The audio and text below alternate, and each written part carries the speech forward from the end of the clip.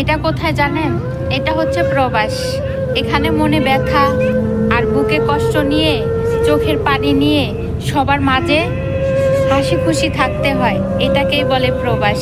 আর এই প্রবাসে আসার পরেই আমি বুঝতে পারছি নিজের আপন বলতে একমাত্র আল্লাহ আর আমি, এই দুজনই আমার সঙ্গী। নিজেকে ভালো রাখার জন্য সব কিছুই করতে হয় এই পৃথিবীতে।